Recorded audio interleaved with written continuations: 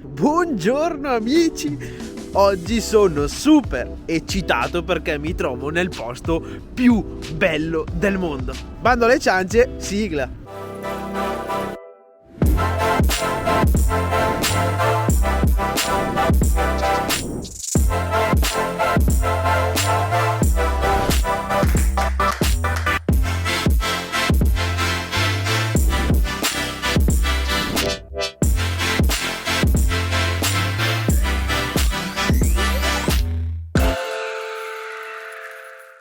Hi everyone, if you speak English, you can turn on English subtitles in order to perfectly understand the recipe.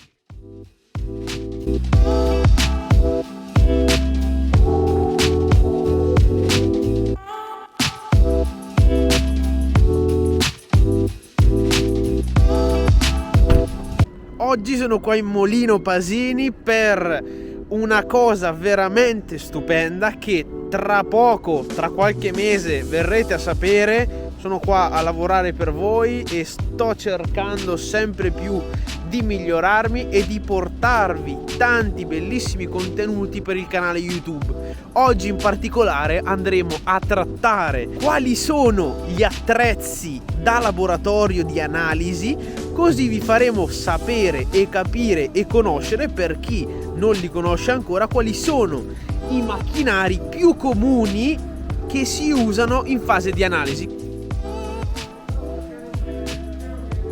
Ora vi presento il cuore pulsante, vi parlo del boss Gianluca Pasini. Buongiorno e... Ciao a tutti, buongiorno, ciao, è troppo buono, il cuore pulsante, no? Sono il mugnaio, diciamo. Tutto viene da lui, tutta la qualità della farina che trovate nei sacchi passa da lui inventa le farine, miscela, giusto, tutte le tipologie di grani che troviamo e che coltivate qua, giusto, qua vicino alla zona. E adesso praticamente io sono qua insieme a Gianluca perché abbiamo appena discusso di quel progetto famoso che adesso non vi svelerò, ma tra qualche mese, qualche settimana annunceremo di cosa si tratta. E adesso comunque insieme a Gianluca e ai suoi ragazzi andremo in un laboratorio d'analisi per farvi capire da dove nasce la qualità delle farine che offre Molino Pasini. Ok, io vado su con i tuoi ragazzi, ci vediamo più tardi allora. Ciao, ciao, ciao. Questa è una bellissima poltrona, ci vorrei buttare sopra. Un gran bel letto. Primitiva. Anna mi sta accompagnando a prendere delle farine speciali, giusto Anna? Anna vuole essere sempre un po' fuori dalle inquadrature, ma è un grandissimo pezzo del puzzle, ragazzi, tanta roba, gigantesco, bello bello bello. Eccoci ragazzi, siamo in laboratorio di analisi, noi siamo con Gianluca, grande. Allora, come prima cosa vi do delle indicazioni sulla macchina più conosciuta a livello di panificazione. Chiaro. Che è l'alveografo di Chopin. L'alveografo di Chopin è un macchinario che è composto da un'impastatrice, che è questa, nella quale viene utilizzata per impastare la matrice con acqua e una quantità nota di sale. Praticamente fa un impasto praticamente, Esatto. alla fine, no? Esatto. Come se fosse un impasto per pizza, Esatto. che voi simulate in questa macchina qua, giusto? L'impasto viene fatto, da notare che l'impasto viene fatto con un calcolo precedente dell'umidità, perché dobbiamo sapere quanto è bagnata la farina, esatto, praticamente. quanta acqua è contenuta nella farina. Quindi a seconda dell'umidità noi andiamo a impastare con acqua e sale la matrice che è farina e andiamo a comporre queste ostie, diciamo. Sono delle mini palline da Esatto, pizza. delle mini palline. Madonna, che belle. Quanti grammi sono questa pallina qua? Bah, queste saranno 5, massimo 10 grammi. 10 grammi. Vengono fatte in 5 test in modo che lo strumento esegua 5 determinazioni per eliminare le potenziali variabili Dei problemi, quindi far sì che comunque sia il Esatto. più preciso possibile il Esatto. test. Ok, quindi non un test ma ben 5 test Esatto. viene sottoposto il grano. Dopo 28 minuti nella quale la farina è stata impastata e ha successivamente sostato in riposo in una camera a temperatura Ma questa controllata. è una cella di lievitazione a tutti gli Esatto, effetti? sì. Madonna, ma è piccolissima, vi faccio vedere il mio dito. Che figata. Le ostie, diciamo, chiamiamole così, le andiamo a posizionare all'interno di questa camera. Questa camera avrà una parte, una botola, chiamiamola, Perfetto.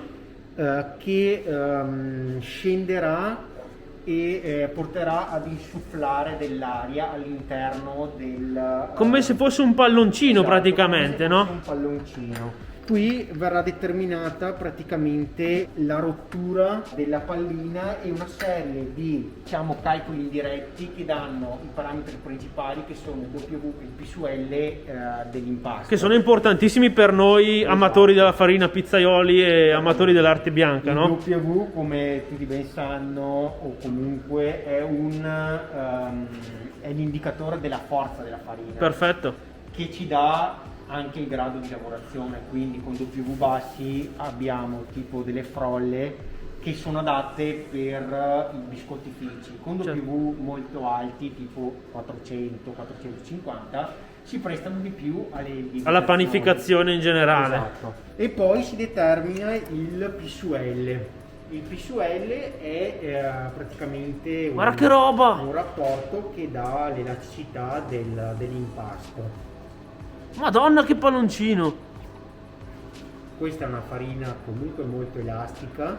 Che E si spettacolo! va, adesso vedrai, si va a registrare praticamente la rottura del palloncino. Quindi adesso il palloncino è arrivato alla sua massima, massimo. al suo picco massimo, quindi la sua resistenza massima, e poi va a rompersi praticamente la maglia glutinica. Esatto, va a rompersi tutto quello che è Che figata! quello che si è creato nell'impasto, e si avrà la determinazione che è una curva che darà i valori principali, diciamo, dell'impasto. Che figata! Questa viene fatta, questa procedura viene fatta, come dicevo prima, per 5 volte, in modo da avere il dato più attendibile possibile, più veritiero. Esatto.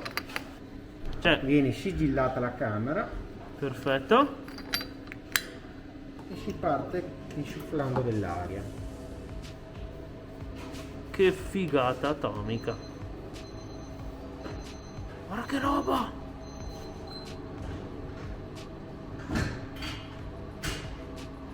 Oh, continua a gonfiarsi qua, Che figata! Qui, come Ok. puoi vedere, c'è il punto di rottura, È arrivato il punto di rottura. quindi la pallina tende a sgonfiarsi. Adesso si sgonfia. E Ti ha dato un altro tipo di dato rispetto a prima. esatto, ha dato una seconda curva. La seconda curva, un attimino, adesso Sì, ne sì, sì. uscirà. La curva blu Eccolo qua. sovrapposta dalla seconda curva. Quindi Questo è il picco massimo, ovvero il punto di rottura della bolla, nella quale abbiamo la massima espressione della forza. Che figata.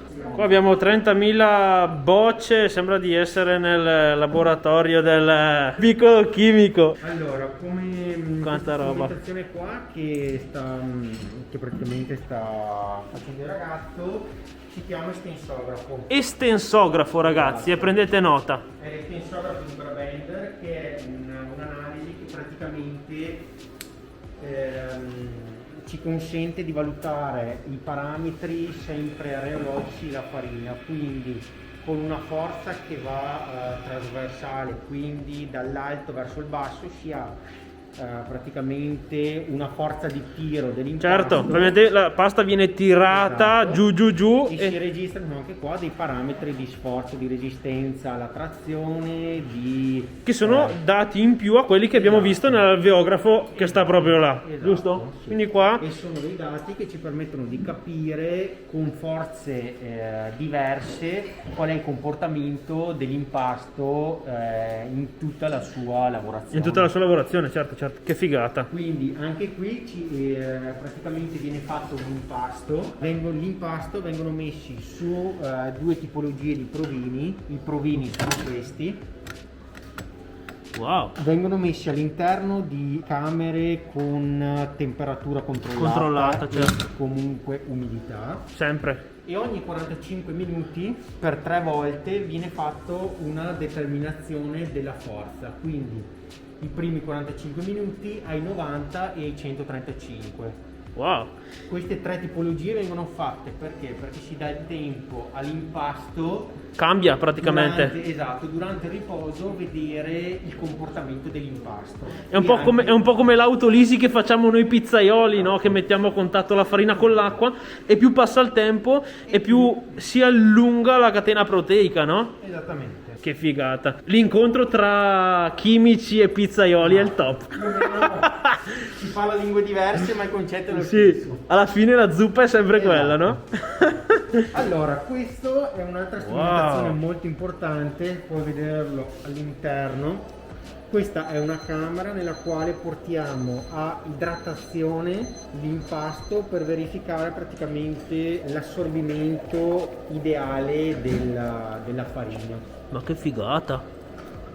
Inoltre con questa analisi valutiamo praticamente la resistenza dell'impasto allo sforzo meccanico che ha durante l'impastamento delle pale, Ok, quando la farina tende a cedere. ok. Quindi arriva al picco massimo di sforzo e poi Quindi la farina tiene fino a un certo punto e poi ha una decadenza verso il basso praticamente. Perché? Perché lo sforzo meccanico con la maglia di glutine ha uno sforzo troppo elevato che inizia a mollare un po' la struttura interna dell'impasto, quindi tende E questo è importantissimo per noi panificatori, cioè ci fa sapere quanto impastare anche la farina, quindi non oltrepassare un certo limite, quindi Esattamente. dà dei paletti alla farina. Quindi questo è praticamente il famoso farinografo di Brabender. Esattamente. Che figata, atomica. Wow. E quanto dura questa operazione qua? Questa dipende dalla tipologia di farina. Per Ok. farine tendenzialmente Da panificazione più o meno? da panificazione va anche lì dire farina da panificazione per noi. Una farina forte? Una farina forte può durare anche può avere una stabilità anche di 40 minuti. Cacchio, tanta roba. Una farina debole. Certo, se pensiamo comunque a una farina da panettone, è una farina che ha bisogno di tanto stress, quindi deve avere una bellissima stabilità nel tempo, giusto? Esatto, poi di deve essere comunque impastata. inglobare nella matrice una serie di prodotti, quindi sostanze grasse e altre sostanze Che sono ancora più complesse rispetto all'acqua. Esatto, che danno comunque, deve avere una matrice forte per riuscire ad amalgamare tutto questo all'interno della struttura chimica del prodotto. Che figata. Questo è l'amilografo, L'amilografo. sempre della Brabender. Ragazzi, questa macchina cosa fa? Allora, questa macchina è importante perché attraverso un processo termico di riscaldamento della matrice all'interno della camera, praticamente si porta la miscela di acqua E farina. o acqua, per il nostro caso facciamo anche del preparato per gnocchi, Certo. si va A scaldarla praticamente. a scaldare e si studiano l'attività amilasica all'interno della matrice. Wow. E anche la gelatinizzazione, in questo caso per degli gnocchi, la gelatinizzazione dell'amido in fase di impastamento e poi di cottura. Che figata. Cioè, quindi qua c'è questa penna che continua a scrivere praticamente, Esatto. continua a segnare dati.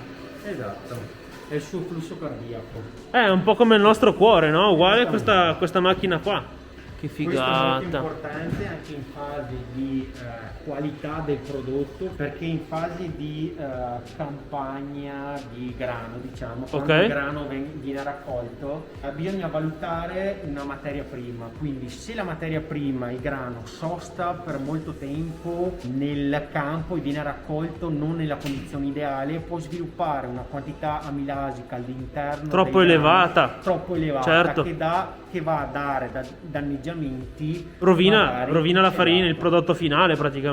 Esattamente. Madonna. Quindi viene utilizzato anche molto da parte nostra per testare la qualità della materia prima, per avere farine di qualità E bisogna sempre avere anche costanti una soprattutto, materia prima che è il di segreto, è la cosa più difficile da fare, no? Esatto. Non basta fare la farina buona, ma farla sempre buona, quella è la cosa più difficile da fare in assoluto e questi ragazzi sono qua tutti i giorni giusto a lavorare qua Esattamente.